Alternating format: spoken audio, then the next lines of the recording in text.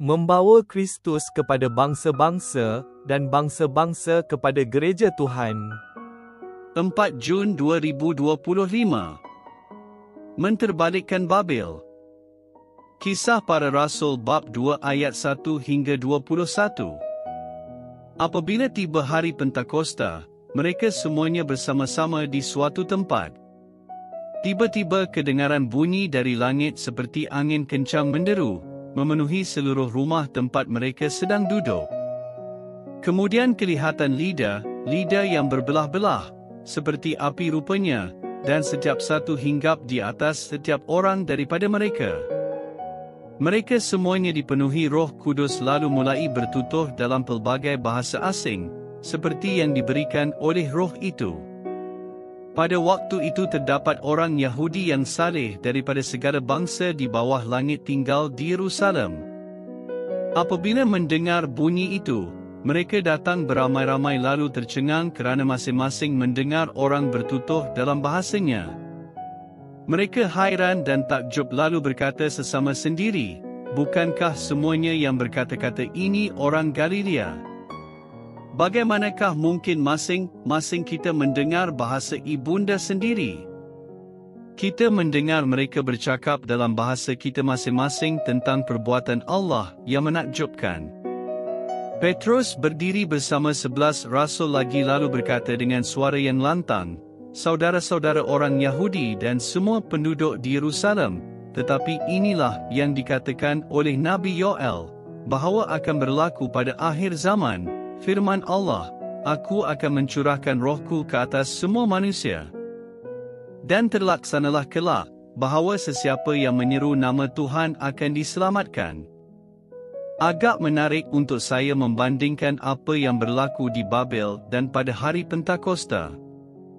Di Babel, manusia telah berdosa lalu Tuhan mengelirukan bahasa mereka supaya mereka tidak dapat hidup bersama lagi dalam kesatuan. Akibatnya, mereka diserahkan ke seluruh bumi. Pada hari Pentakosta, Tuhan melakukan sebuah mukjizat supaya semua orang faham berita Yesus dalam bahasa mereka sendiri. Berita ini menyatukan mereka dalam satu kesatuan yang baharu sebagai umat yang percaya kepada Yesus. Walaupun mereka terdiri dari pelbagai bangsa, mereka menjadi satu di dalam Yesus, Juru Selamat kita yang telah menderita, mati dan bangkit semula untuk membawa kita kembali ke pangkuan Tuhan. Tetapi ini bukan satu pembalikan yang sepenuhnya, ya? Ini adalah kerana Tuhan tidak menghapuskan pelbagai bahasa.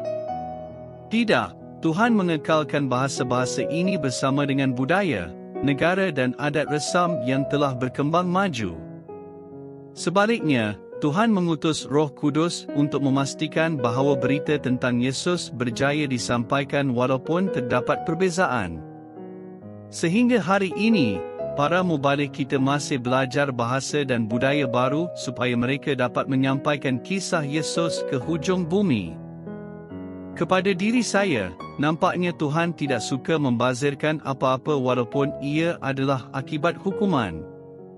Umat manusia yang majmuk ini menambah kepada kemuliaan Yesus pada hari terakhir. Ketika itu, kita semua yang menjadi milik Yesus akan menjadi seperti yang digambarkan oleh Yohanes di dalam kitab Wahyu, lautan manusia, tidak terkira banyaknya, daripada segala bangsa, suku, kaum, dan bahasa, berjubah putih dan memegang daun palma. Mereka semua berdiri di hadapan takhta dan Anak Domba. Mereka berseru dengan lantang, "Penyelamatan ada pada Allah kami yang bersemayam di atas takhta dan pada Anak Domba." Kita berdoa, "Tuhan, biarlah kisah bagaimana Engkau menyelamatkan kami tersebar ke setiap bangsa dan bahasa orang di dunia." Amin.